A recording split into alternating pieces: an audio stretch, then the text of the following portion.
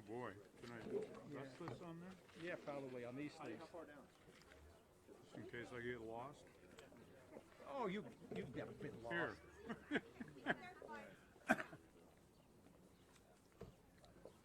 Well, that's quite a crowd. Get as close as possible to the camera. What if we don't want to be in front of the camera? We ready? All right. Thank you all for coming. My name's Tim Hogan. I'm the director of the Arizona Center for Law and the Public Interest. And with me somewhere is my co-counsel in the case that was filed this morning, Mary O'Grady, from the law firm Osborne Maladon. And all of the plaintiffs in this lawsuit are represented here behind me. The plaintiffs consist of individual school districts, individual taxpayers, and various school organizations.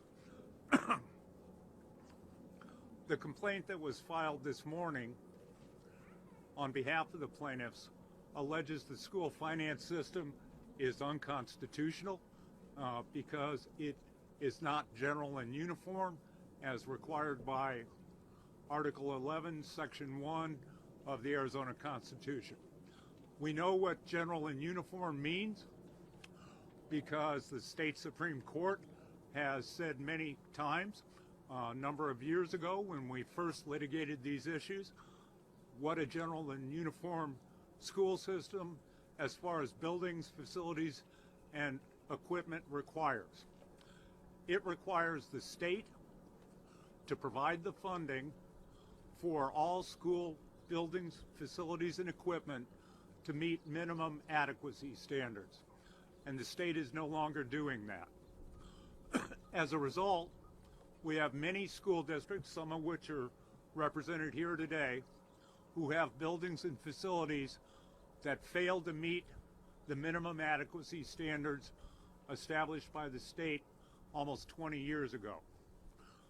We also have school districts, also represented in this group, who have asked their taxpayers to approve bond issuances to take care of problems within their school districts. And so as a result, we've got individual taxpayers now paying for things to correct school facilities that the state should be paying for. And so we've got individual taxpayers who are also plaintiffs in this case. It's not as if the state doesn't know how to do this correctly. When we filed litigation originally about this issue in 1991 and won a Supreme Court decision in 1994, the state ultimately enacted legislation in 1998 called Students First, which provided a number of funding sources for school districts to take care of their buildings and facilities issues. They, of course, spent $1.2 billion to bring all school and buildings and facilities up to standards at that time, and then provided funding on an ongoing basis for school districts to maintain those buildings and facilities at minimum standards. One of those sources of funding was the building renewal formula. That was intended to provide funding to school districts to take care of major renovations and repairs. And the other was soft capital, which provided funding on an annual basis for school districts to pay for shorter term capital items like textbooks and computers. The building renewal formula, which provided the bulk of the funding, was only fully funded in 1 year after Students First was enacted. And in 2008, the state stopped funding it completely. And then in 2013, repealed the building renewal formula. The soft capital funding for the shorter term capital items was funded up until the time, 2013 again, when the state took the soft capital funding, combined it with capital outlay funding, cut it in half, and renamed it District Additional Assistance. Were those funding sources in effect today, it would provide approximately $300 million annually to school districts to address their capital needs as far as their buildings and facilities goes. The key here is that there is no longer, as of today, any dedicated capital funding, meaning those sources of funding, the building renewal formula and the soft capital, could only be spent on capital. The way school finance is structured today, it's all M&O money, and to the extent school districts want to use any of it for capital, they can, but that impacts their school operations. That means class sizes, teacher pay, and many other important items. And so as a result, we've got school districts, some school districts having to dip into that M&O to take care of very serious problems, and that impacts students and teachers. Let me conclude by saying I think it's outrageous that we have Supreme Court decisions, 3 Supreme Court decisions from 1994 through 1998 that very clearly spell out what the state's responsibility is for funding school buildings and facilities. For a while, the state complied with that, but over time has totally abandoned it. We're in exactly the same position we were in 1991 when we originally filed this lawsuit. We've got a system that is almost wholly reliant on the property tax base and voters' willingness to access it. That's an unfair system. It's unfair to schools, it's unfair to students, and it's unfair to taxpayers. Thank you very much. I think we're going to take questions, right? How long do you think it's going to take to resolve this issue? Did you have any? Well, hopefully, because of the fact that we have Supreme Court decisions that spell out the state's responsibilities, it won't take as long as it did the previous time in the 1990s. You'll recall that it took us for approximately 4 years to get to the point where the legislature enacted Students First and provided the necessary funding, at least initially. So it's hard to say, but it shouldn't take that long. What's your message to the governor? Well, I think the governor should show some leadership here, especially in, we know how inadequately funded education is in Arizona. We're last in the country in everything, or close to last in everything. This is a problem that needs addressing. It's a constitutional requirement, and so we need some leadership to direct the legislature to solve the problem. There are lots of different ways to solve this problem. The one that they chose in 1998 was one of them, but there are many others. So we need to start having a discussion about how to do that so that we have a system that complies with the Constitution. Some legislative leaders have previously used the argument that under the Constitution, the legislature has sole authority to determine spending, and therefore neither the voters nor the courts have authority to tell them to spend anything like this. Well, I think the Supreme Court's previous decisions say otherwise. That argument was raised in the course of that litigation in the 1990s, and I don't see any reason why the outcome would be any different today. This is a constitutional requirement, and it's up to the courts to enforce the Constitution. You said the governor needs to provide leadership. We spoke with him just a few moments ago. We asked him about this issue, and he's like, look, I've proposed an additional $17 million for capital funding. Some other estimates the legislature may want to, you guys are all laughing about that, but some other estimates, some budget documents down there may be even more. You say that? Well, $17 million is trivial when compared to the overall capital needs of school districts in Arizona. The school district that we're at, Glendale Elementary, has capital needs, I think you can ask them, but I think in the $50 million range, immediate capital needs, which would take care of that 17 million and then some by quite a bit.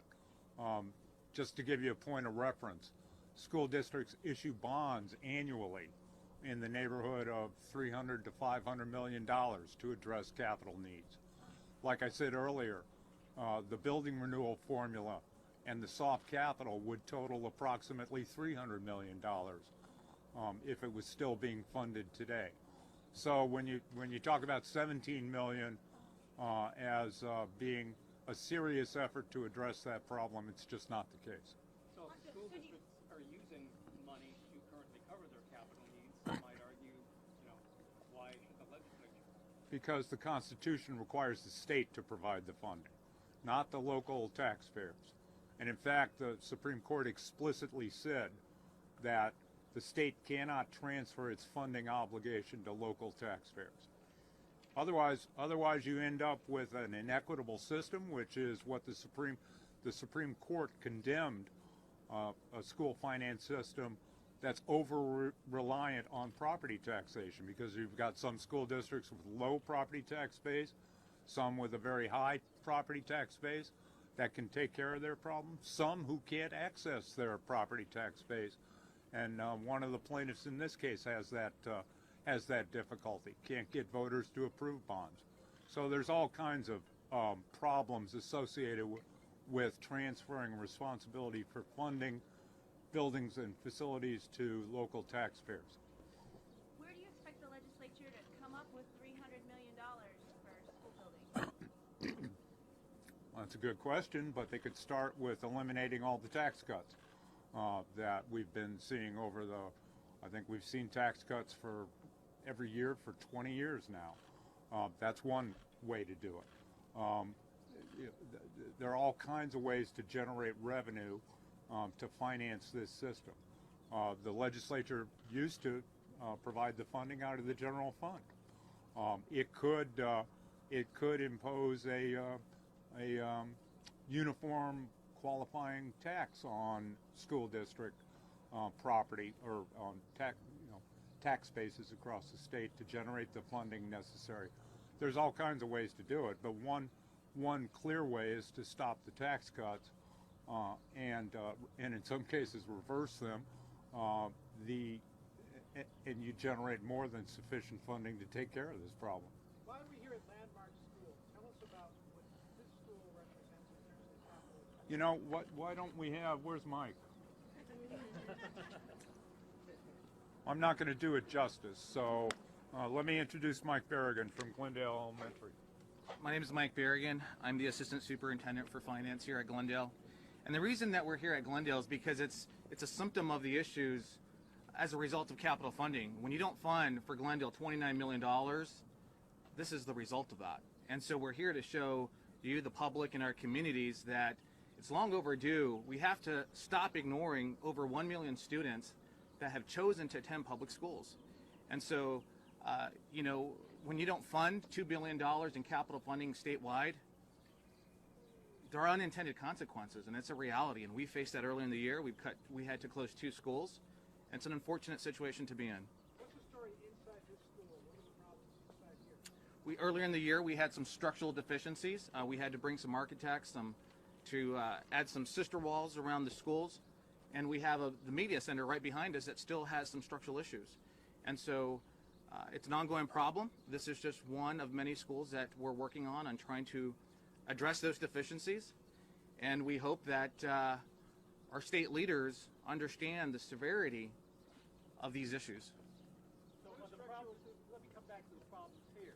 You are using the building, so are these temporary fixes, or what's really the status here? This building in particular behind us is not in the same situation as the other buildings in the district, or on this campus in particular. It's not a safety issue, but we do have structural deficiencies here. At the end of this press conference, you guys are more than welcome to tour the inside of that and see for yourself. I think you guys looking at it will give you a good understanding of the challenges that we're facing. Can you cite any dramatic, severe incidents, like say, for example, crumbling plaster, or can you cite any one thing in particular that would most? How about closing 2 schools at the beginning of the starting of the school year? I mean, that's pretty dramatic. That took a lot of leadership from our superintendent, from our governing board, and it's not a situation we want to be in again. What it cost you to fix those two schools? Where'd you get the money? It was estimated about $2.5 million. We did petition the school facilities board for those dollars. At the end of the day, we ended up being ahead of schedule about 2 weeks, and we completely were under budget. And so it ended up costing about half of that. But we did petition the school facilities board for about $2.5 million. Did you get it? We did. What does the school district need in terms of what's the dollar amount it needs for its maintenance and capital renewal? I think you heard Mr. Hogan talk about what Glendale needs from a building deficiencies in this year and some of the needs that we have from a capital perspective. And what I mean by that is textbook adoptions. You know, Glendale just recently adopted its first reading adoption, which cost about $2.6 million. We hadn't adopted in about 9 or 10 years. And we have to continuously do that every year for the other subjects. And so $50 million to address some of our, technology needs, textbook needs, athletic and, music instruments, along with other, supplemental items that are needed to adequately perform. And so that's our need. Can we ask, are there other school districts here that would like to share where they're falling short? Does anybody else have a dramatic example? I know some of you guys have come from other parts of the state where you feel like you're going to have to shut down buildings or that they're becoming unsafe to kids. Hi, my name is John Scholl. I'm the superintendent of Chino Valley Schools. Ours is a little bit different. Ours isn't necessarily a building issue, but to give you a little bit of our story is annually we get to about $263,000 in capital funding, and that's to cover books and buses and computers. Right now, a textbook adoption for us is anywhere between $250,000 and $300,000. We've done one in the last 7 years since I was in the district office. A bus costs anywhere from $135,000 to $150,000. We have 31 buses. 2 of those are from 1980 that are still on the road. And so really it's our capital, we just don't have the capital to function as a school district. And it's becoming critical, especially on our transportation side, where we recently borrowed a bus for an extended period of time from a neighboring school district because we didn't have enough functioning buses to get our kids to school and and back home. And so that's really kind of our story from our perspective. Can you spell your last name? Scholl. And you, sir, are you the superintendent? Yes, I am. Anybody else want to share? You guys are available after this for individual fundraising? Yes.